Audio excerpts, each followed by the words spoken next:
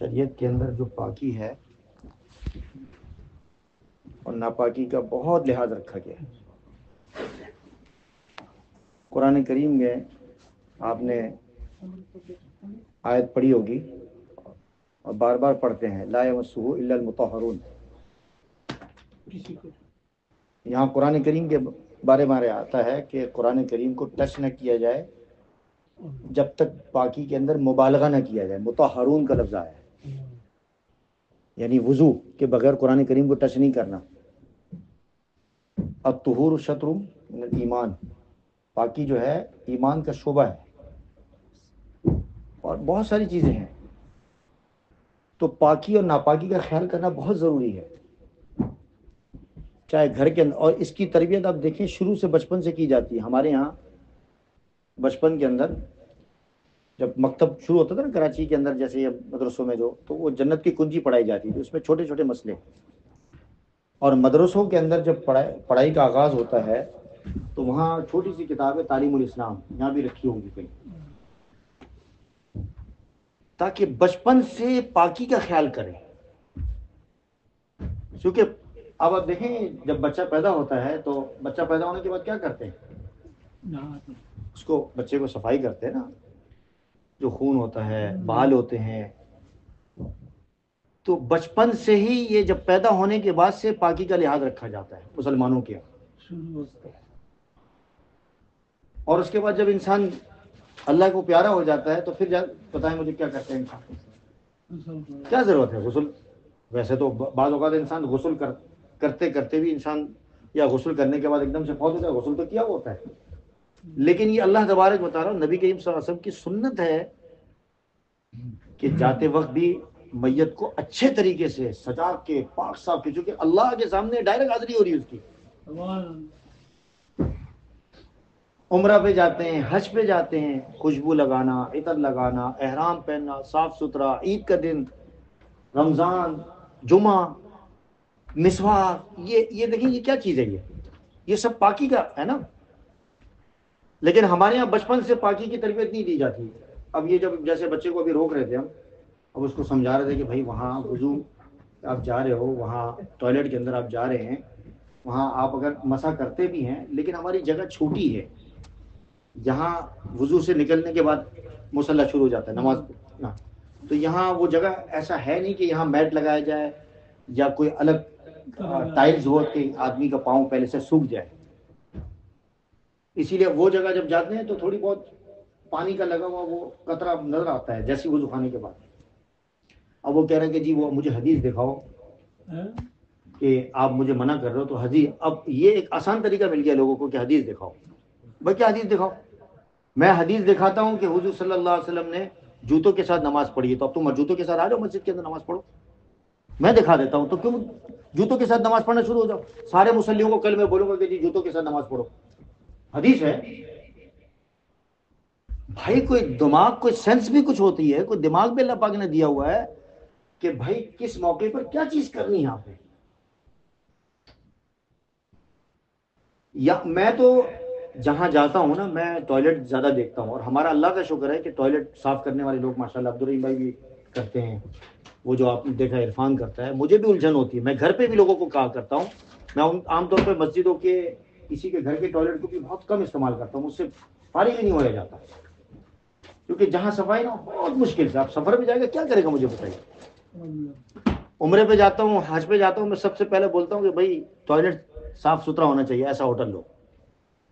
آپ کی عبادت ہی صحیح نہیں ہوگی، مجھے بتائیے کیسے عبادت کو سر انجام، کیسے اطمینان ہوگا؟ ایون کہ آپ یاد رکھیں گے ٹوائلٹ کے اندر جو آپ کے جو کموڈ ہوتے ہیں، کموڈ کے اندر جو پیلا پن ہو جاتا ہے وہ ہماری سستی کی وجہ سے ہوتا ہے، کیونکہ لوگ تو پیشاب کرنے آتے ہیں، پیشاب کر لیا ختم چلے جاتے ہیں۔ ہماری ذمہ داری بنتی ہے گھر کے اندر، اگر یہ آپ کے گھر کے اندر جو آپ کے جو ٹوائلٹس جو بنے ہوئے ہیں جس میں کموڈ ہے اور اس کے اندر پیلا پن لائم اسکل جم گئی ہے، اس کا مطلب آپ صفائی نہیں کرتے، اس پہ بلیچنگ ڈالتے۔ مجھے تکلیف ہوتی ہے، میں گھر پہ بھی بول دیتا ہوں کہ یہ گندگی جو ہے اس کے اثرات انسان پر پڑتے ہیں۔ وہاں اندر پیلا ہو رہا ہے، کیوں ہو رہا ہے پیلا بھائی؟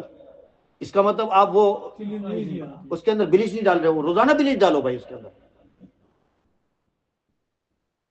نبی کریم صلی اللہ علیہ وسلم کی روایتوں میں آتا ہے کہ شیطان کا جو موسٹلی جو بسیرا ہوتا ہے وہ بیت الخلا ہوتا ہے ادھر شیطان کا. اسی لیے جب بیت الخلا میں جب جاتے ہیں تو نبی کریم صلی اللہ علیہ وسلم کی سنت کیا ہے؟ اللہم انی اعوذ بک من الخبث والخبائث. واپس نکلو تاکہ یہ جو شیطانی اثرات ہے، یہ گندگی ہے، اس کی وجہ سے بچ جائے. غفرانک پڑھو. لیکن ہمارے ہاں اس چیز پر توجہ نہیں دی جاتی، تربیت نہیں کی جاتی، لوگوں کو بتایا نہیں جاتا، سمجھایا نہیں جاتا، بچوں کو نہیں سمجھایا جاتا. میں ابھی یہ پرانی بات ہے، 2017 کی بات ہے، رول کی بات آ رہی ہے نا، تو سویڈن گیا میں. تو سویڈن میں ایک مسجد ہے، اس کو جن والی مسجد بولتے ہیں، وہ ترکیوں کی مسجد ہے، بڑی خوبصورت بنی ہوئی تھی. ہم لوگ اندر گھسے تو ہم لوگ جو ہے بغیر موزے کے ہم نے وضو کیا، بغیر موزے کے اندر. تو وہاں وہ لکھا ہوا بھی تھا، فوراً ان کا وہ مقتدی یا کوئی وہاں موزہ پہنو، موزہ پہنو. میں کہا الٹا ہے، یہاں موزے اتروا رہے ہیں اور وہاں میں ان کا رول تھا. ان کی تھنکنگ ہوگی، ان کی سوچ ہوگی کہ موزے کے ساتھ آپ نے پڑھنی ہے، تو ہم نے اس کو فالو کیا. اب یہاں بغیر موزے آپ کو صرف یہ کہا جا رہا ہے کہ ٹوائلٹ کے اندر آپ نے اپنے اس جگہ کو صاف رکھنے کے لیے ایک انتظامی امور کی وجہ سے آپ نے یہ کرنا کام. آپ حرمین شریفین میں جاتے ہیں، وہاں لوگ جا کے کہتے ہیں نا کہ ہمیں یہ لوگ غصہ کرتے ہیں، یہ کرتے ہیں، وہ انتظامی امور ہے سارا. آپ کو یہاں سے ہٹاتے ہیں، وہاں سے ہٹاتے ہیں، یہ سب انتظامیہ کی انتظامی امور ہوتے ہیں. ان کو معلوم ہوتا ہے کہ کیا کرنا ہے کیا نہیں کرنا. تو اس سے پریشان ہونے کی ضرورت نہیں ہے، لڑنے جھگڑنے. اب وہ تو بیچارہ نیا تھا، اس کو سمجھانے کی کوشش کر رہے ہیں، لیکن وہ ری ایکشن ایسا کر رہا ہے کہ جیسے کہ پتہ نہیں وہ نماز پڑھنے آیا ہم پر احسان کر رہا ہے. اب میں اس کو سمجھا رہا ہوں ایک ایز اے امام، تو وہ کہہ رہے ہو شو می حدیث. کیا حدیث؟ اس میں کیا حدیث دکھاؤں گے بھائی؟ یہ تمہارا یہ اس موزہ جو تم جس چپل کو سلیپر کو یوز کر رہے ہو، تو وہ آخر 10,000 لوگ استعمال کرتے ہیں. تم اس پہ پاؤں رکھا تم نے، اور اسی سے تم ٹوائلٹ گئے جو کہ وہ سب گیلا ہوا ہے. اور وہ گیلا ہوا وہ کہاں آئے گا؟ کارپیٹ پہ آئے گا. تو کیا ہوگا؟ وہ گیلا ہوگا، اس سے وہ ظاہر بات ہے کہ آگے جو سجدے میں جائے گا تو اس کو بدبو آئے گی. اور آپ حیران ہوں گے کہ میں جو یہ خوشبو جلاتا ہوں، یہ میں صرف اس لیے نہیں، میں تمام مقتدیوں کی وجہ سے جلاتا ہوں. ایک تو کہ نبی کریم صلی اللہ علیہ وسلم کی حدیث ہے کہ مسجدوں کو کیا کرو؟ خوشبو میں رکھو، ہر وقت خوشبو جلایا کرو. حضور صلی اللہ علیہ وسلم کی روایت میں آتا ہے، وہ کتاب پڑھی ہے، اس میں دیکھیں خوشبو سے متعلق کہ معطر رکھو خوشبو سے مسجدوں کو. آپ دیکھیں حرمین شریفین میں کتنا خوشبو جلتا ہے. اور یہ مہنگی والی خوشبو میں جلاتا ہوں. میں بار بار یہ کہتا ہوں، وہ اس وجہ سے جلاتا ہوں کہ اکثر جو مقتدی جو آتے ہیں ماشاءاللہ، وہ اپنے گھر سے جب آتے ہیں تو ان کے جسم سے یا تو دال کی خوشبو آتی ہے، نہاری کی خوشبو آتی ہے، انڈوں کی خوشبو آتی ہے، یا ساکس کی اسمیل اتنی ہوتی ہے کہ مجھے بھی تکلیف ہوتی ہے، تو فرشتوں کو کتنی تکلیف ہوتی ہوگی. بعض لوگوں کے منہ سے، بعض لوگوں کے بغل سے، وہ تو انسان کی بیماری ہے. لیکن آپ گھر سے خوشبو، میں عادت ڈالنا چاہتا ہوں، یہاں خوشبو پڑی ہوئی ہے، ادھر خوشبو رکھی ہے، میرے پاس جیب میں ہوتی ہے، میں لگاتا ہوں تاکہ عادت آپ کی اس طرح ہو جائے کہ آپ انسان معطر رہے، خوشبودار رہے. اللہ تعالیٰ سب کو توفیق عطا فرمائے. پاکی جو ہے بہت نفاست، یہ بہت امپورٹنٹ جز ہے اسلام کا. یہ اس پر ہمیں لوگوں کو، بچوں کو بتاتے رہنا چاہیے، سمجھاتے رہنا چاہیے. اور شروع سے گھر کے اندر اس طرح کا ماحول بنائیں کہ گھر کے اندر اسمیل نہیں ہونی چاہیے آپ کی.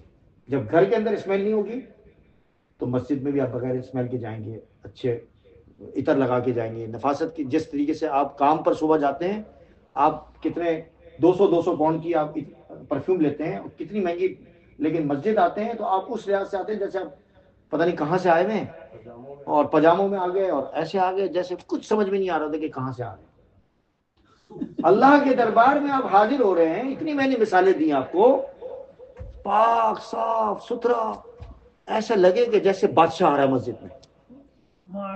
ہاں جی، مسجد میں بادشاہ ہے، ایسا لگے کہ آپ کو یہاں کا صدر آ رہا ہے. آپ اللہ کے دربار میں حاضری دینے جا رہے ہو. ایسے خوبصورت کپڑے. میں کبھی کبھار جو آپ دیکھتے ہیں نا، مجھے تو میری بچپن سے ہی عادت ہے اس طرح رہنے کی. تو مجھے وہ بعض اوقات کہتا ہے کہ وہ یہ دلہا کی طرح رہتے ہیں. تو بھائی میری عادت ہے، میں تو مجبور ہوں اس چیز سے کہ میں اب دلہا کی طرح رہوں. میں تو اس میں تو مجھے بھی آپ لوگوں کی وجہ سے نہیں رہتا.